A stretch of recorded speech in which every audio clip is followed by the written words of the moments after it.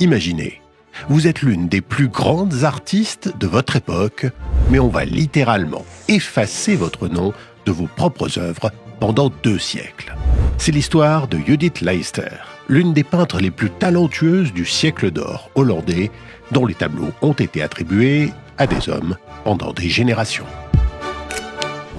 Nous sommes en 1893 et le musée du Louvre fait une découverte stupéfiante. En restaurant le tableau La Joyeuse Compagnie, les conservateurs découvrent sous la signature de Frans Hals un monogramme caché, un J et un L entrelacés et une étoile filante.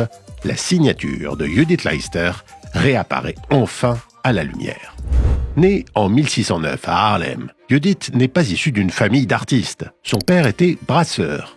Mais son talent est tel qu'à 20 ans, elle est déjà une célébrité locale.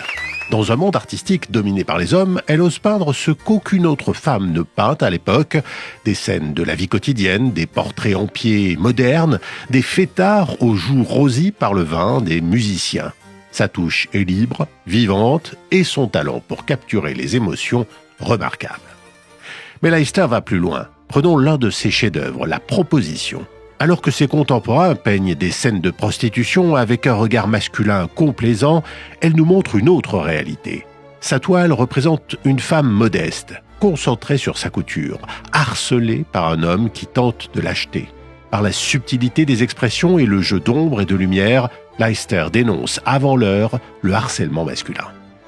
En 1633, elle devient la première femme peintre admise sous son nom à la prestigieuse Guilde de Saint-Luc. Elle ouvre son propre atelier, forme des apprentis, et ses œuvres se vendent aussi cher que celles de ses collègues masculins. Elle est tellement douée que Frans Hals lui-même lui emprunte un élève, ce qui lui vaudra un procès, car Judith Leyster n'hésite pas à défendre ses droits devant la justice. En 1636, elle épouse le peintre Jan Minse Molenaer. Sa production artistique diminue alors qu'elle se consacre à sa famille et devient une redoutable femme d'affaires gérant l'atelier de son mari et plusieurs immeubles. Et à sa mort, en 1660, l'histoire l'oublie, ses œuvres sont attribuées à d'autres, principalement à Frans Hals. Mais 2 siècles plus tard, la découverte du Louvre déclenche un scandale et un procès retentissant. Quand on découvre sa signature sous celle de Hals, le prix du tableau chute de 25%.